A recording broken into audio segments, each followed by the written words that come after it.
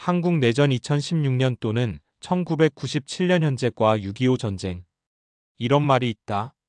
역사는 되풀이된다. 다만 그 옷을 바꿔 입고 올 뿐이다.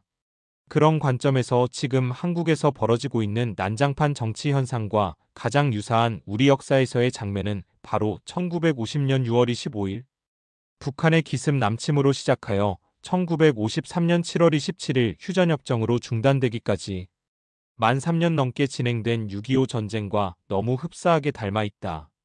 먼저 1950년 6월 25일 북한 인민군 남침에 비유해 볼 수 있는 것이 가까운 것으로 비유해 보면 2016년 박근혜 대통령 탄핵으로 볼 수 있는데, 그렇게 보면 박근혜 대통령 탄핵이 6월 25일 남침이고 문재인이 대통령이 된 것이 서울 함락으로 볼 수 있고, 문재인 등장 이후 계속 밀리면서 이승만 대통령과 유엔군이 낙동강에 전선을 구축하고 북한 인민군과 치열한 전투를 벌인 것이 우리가 지금 겪고 있는 이 국가 반란 세력들과의 전투라고 비유할 수 있겠다.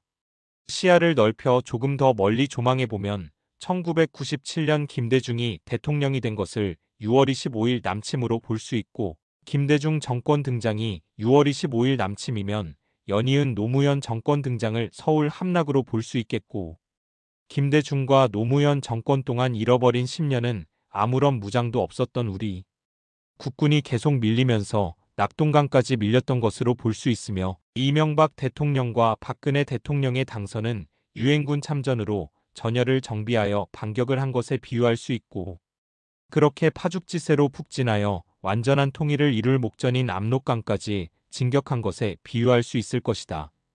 그런데 그런 결정적 순간에 중공군 참전으로 일사후퇴를 하게 되는데, 이는 박근혜 대통령 탄핵과 문재인의 정권 찬탈을 일사후퇴에 해당한다고 보고, 윤석열 대통령의 당선은 재반격을 하면서 현재의 휴전선으로 전선이 고착되어 일진일퇴 공방전을 벌인 것과 비유할 수 있을 것이다.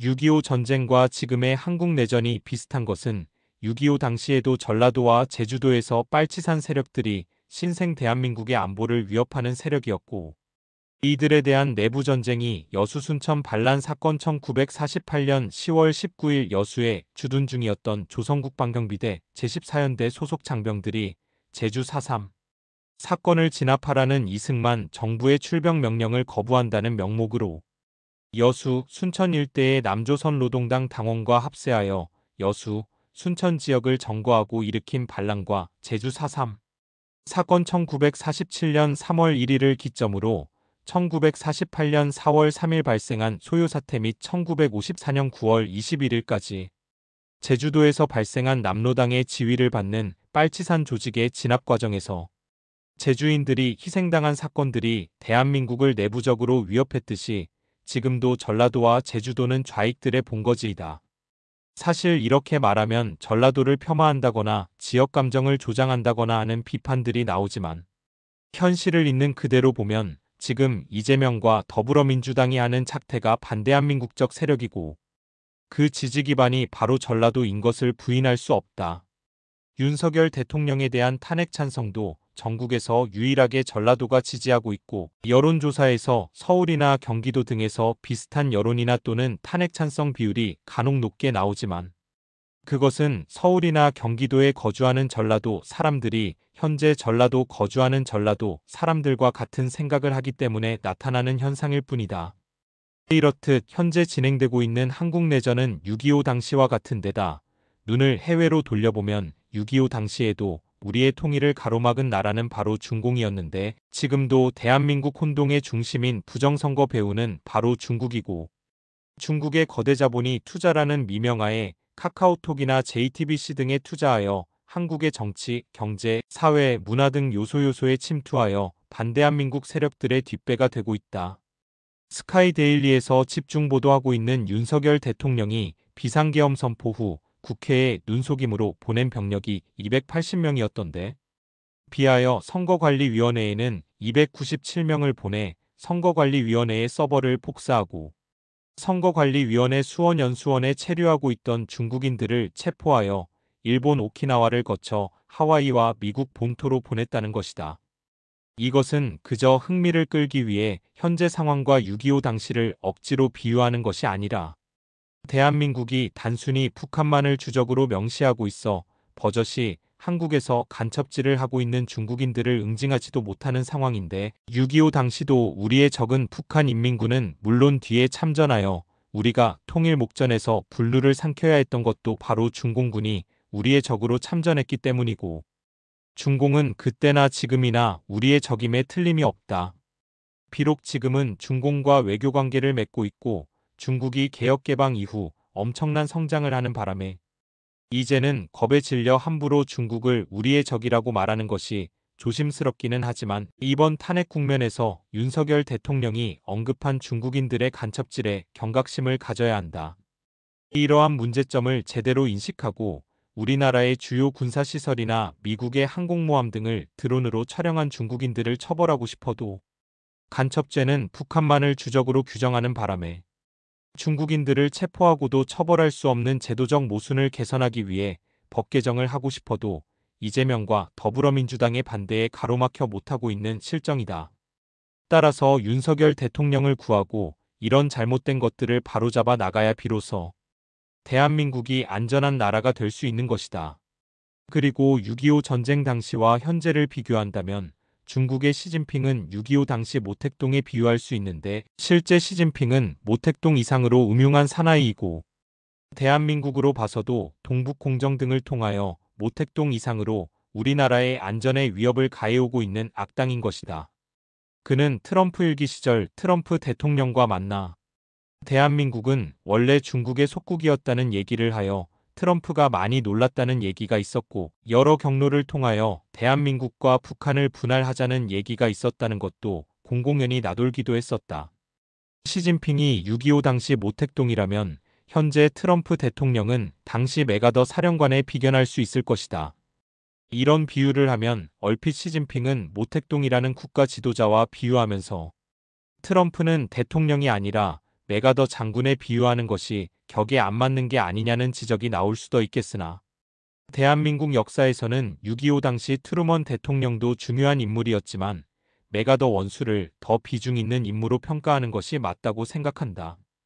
역사에 만약은 없다지만 6.25 당시 중공군의 참전 상황에 직면하여 메가더 사령관의 조언대로 중국 본토에 핵폭탄을 투하하여 중공군을 제압했었더라면 세계사는 달라졌을 것이고 한국이 통일되었음은 물론 고구려 고토까지 회복할 수도 있었을 것이고 지금의 티벳이나 위구르 지역도 독립했을 가능성이 높았다고 보며 오늘날 미국이 중공에 대해 저렇게 힘들게 싸우는 일도 벌써 75년 전에 해결되었을 것이다.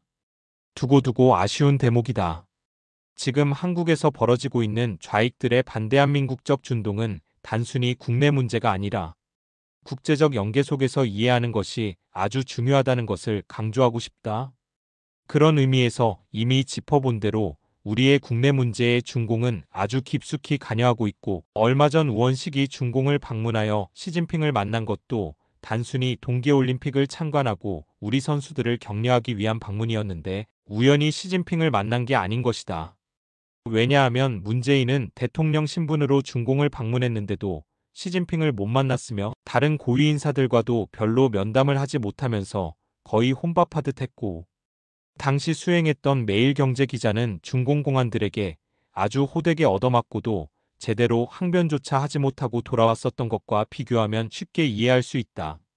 중국 내부에서도 지금 한국에서 벌어지고 있는 윤석열 대통령 탄핵 반란이 만약 실패하는 경우 한국이 트럼프의 대중국 옥죄기의 선봉에 서게 될 확률이 높고 그러게 될 경우 중국의 대외 전략에 중대한 수정이 필요하게 될 가능성이 높다고 생각하여 시진핑이 격려 차원에서 우원식을 접견한 것으로 관측하고 있다. 우리는 이래저래 트럼프의 도움을 받아야 하고 트럼프로서도 자신의 대중국 문개기를 잘하기 위해서도 한국을 잘 이용해야 하는 상호 이해관계가 맞아떨어지는 이상적인 관계가 성립될 수 있는데 그러기 위해서라도 윤석열 대통령을 탄핵의 수렁에서 건져내야 할 절박함이 우리에게 있는 것이다. 대한민국 지키기 불교도 총연합 시국성명에서의 진단. 박희도 전 육군참모총장이 맡고 있는 상기단체의 상임대표 공동회장 명의의 시국성명서에서 작금의 한국은 6.25 전쟁 당시 낙동강 최전선까지 후퇴하여 한반도가 북한에게 점령당하기 직전의 상황과 같다. 고 언급하고 있다.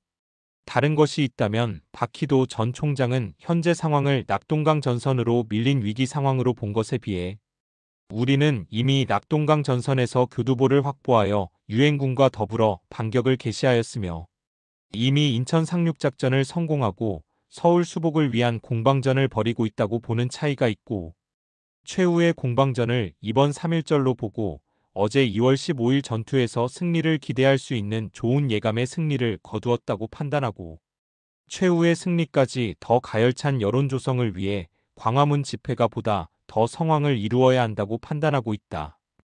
2025년 2월 15 주말 대회 전후 전황 위에서 현재 대한민국 상황을 내전으로 보고 6.25 전쟁과 비교하면서 현재 상황을 낙동강 교두보에서 버티면서 인천 상륙작전에 성공한 것으로 비유하였다.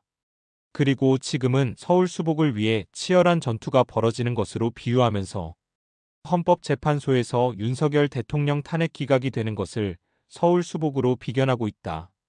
서울 수복을 위한 애국시민 세력들의 최종적인 전투는 이번 3.1절이 될 것으로 예상하고 있는데 그 중간이 바로 어제 진행된 2월 15일 토 전투였다. 전황은 이미 다 알고 있듯이 애국시민 세력의 압도적 승리이다. 왜냐하면 정광훈 목사가 주관하는 광화문 집회가 성황을 이룬 데다 세이브 코리아가 좌익들의 심장인 전라도 광주 금남로에서 좌익들보다 더 많은 인파들이 운집한 가운데 윤석열 대통령 탄핵 반대 집회를 아무 사고 없이 마쳤기 때문이다. 그 외에도 국민의힘 의원들이 주축이 되어 울산에서도 탄핵 반대 집회가 열렸다고 하니 전국적으로 보면 애국 세력들의 탄핵 반대 집회 규모가 탄핵 찬성 집회보다 몇십 배는 되지 않았을까 생각한다.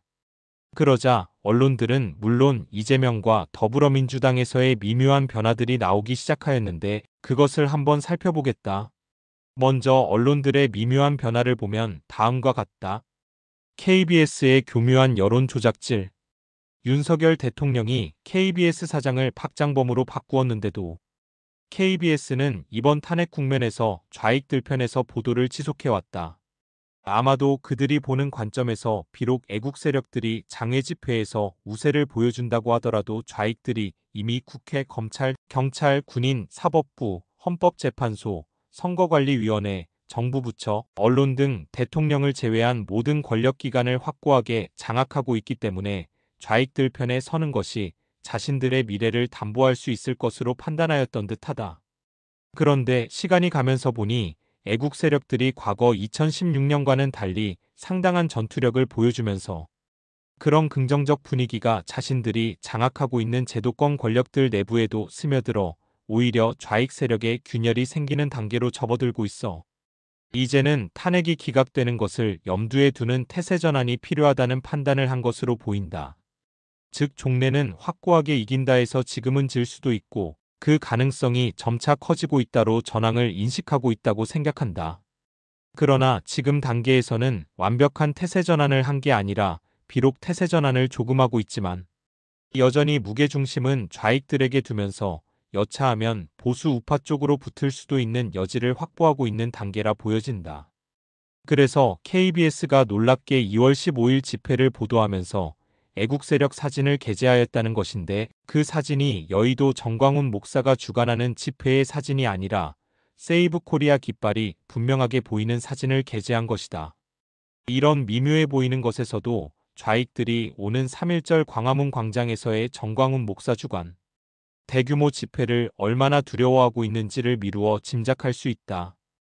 2월 15일 광화문 집회 모습 대부분 언론들이 하나같이 정광훈 목사의 광화문 집회 모습은 기사화하지 않고 있는데 이것은 이재명과 더불어민주당에서 좌익 언론들에게 그런 지령이 하달된 것으로 봐야 할 것이다. 경찰이 서울서부지법 난입사건 배우로 정광훈 목사를 지목하고 경찰 내에 전담팀을 만들었다는 것 자체가 난센스이다. 그날 생방송을 한 여러 유튜브 채널들에서 중계한 내용으로 보거나 신이한수 신혜식 대표가 언급했듯 권유 목격자 K 등이 자신들은 외곽을 돌면서 과격한 행동을 부추기는 것을 분명히 했기 때문에 정광훈 목사는 서부지법 난입사건과 전혀 무관한 사람임에도 경찰을 장악한 좌익들이 이렇게 정광훈 목사를 배후 인물로 좌표를 찍고 전담팀을 만듦으로써 정광훈 목사가 이끄는 광화문 세력의 위세를 축소하기 위한 위장 전술이라는 생각이 들었다. 어차피 정광훈 목사와 광화문 집회 세력과는 무관한 서부지법 난입 사건을 억지라도 연계시키려는 모습을 보여주게 되면 정광훈, 신혜식 등 광화문 집회 주관자들은 조심할 수밖에 없는 것이고, 그만큼 광화문 집회는 확장성의 제한을 받게 될 것이다. 그러는 한편 세이브 코리아 측 집회를 보도해 줌으로써 보수 진영 내부의 내분을 조장하여 소위 유명한 EJ 전술로 보수 진영의 내부 분열을 부추기는 작업을 하는 것이다. 이렇게 언론들이 애국 세력들의 집회가 좌익들의 집회보다 더 크다고 할지라도 적어도 정광훈의 광화문 세력에 대해서는 더 이상 홍보가 되지 않게 함으로써 그나마 그들이 기도할 수 있는 여론전에서 열세가 더 확장되는 것을 막고, 나아가 세이브 코리아와 극기에 들러붙어 있는 보수 분탕 세력들을 뉴스에서 더 비중 있게 다뤄줌으로써 양 단체 간 경쟁으로 광화문 세력이 내부적으로 와해되도록 공작을 하고 있는 것을 엿볼 수 있다.